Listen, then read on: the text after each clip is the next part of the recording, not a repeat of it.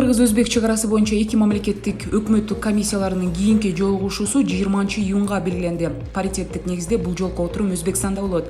Ага макулдук берилген, алар даярдык көрүшүүдө. Ал эми 31 майда Кыргыз-Өзбек чыгарасындагы булак талаштан чыккан жаңжалда кыргызстандыктар тарабынан бир дагы курал колдонулган эместигин Баткен облустук ички иштер башкармалыгы белгиледи. Өткөн суткада коронавирус жуктуруп алган 2 киши каза болду.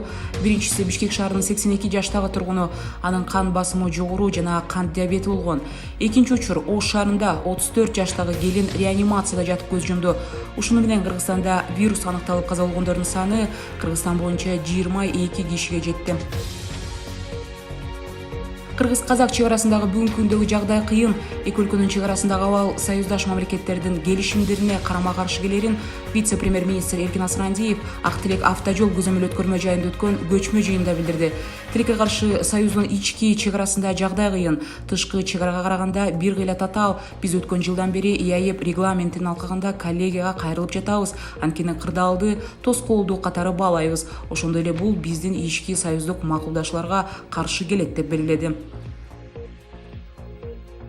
10-июндан тарта Түркиядан 40 өлкөгө аба каттамдар ачылат. Ал эми Стамбулдан Кыргызстан, Албания, Дания, Норвегия жана башка өлкөлөргө рейстер 22-июнда ачылары маалымдалды.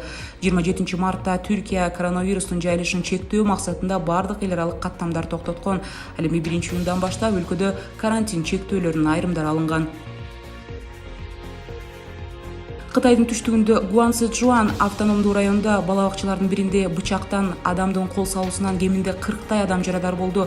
Арасында 6 жашка ачык алек, 10го жакын бөбөктөр бар. Агалай кылмышка барган адам ошол бала бакчанын 50 жаштагы кароолчусу болгон жана таң эрте күтүүсүз кол салган. Бир баланын, бакчанын директору менен дагы бир кароолчунун абалы оор экендиги айтылды. Кол салган киши камакка алынды. Анын бул кылмышка эмне түрткөнү азырынча белгисиз. Кытайда бычак менен мектепке, бала бакчаларга кол салуу учурлары буга чейин да катталган.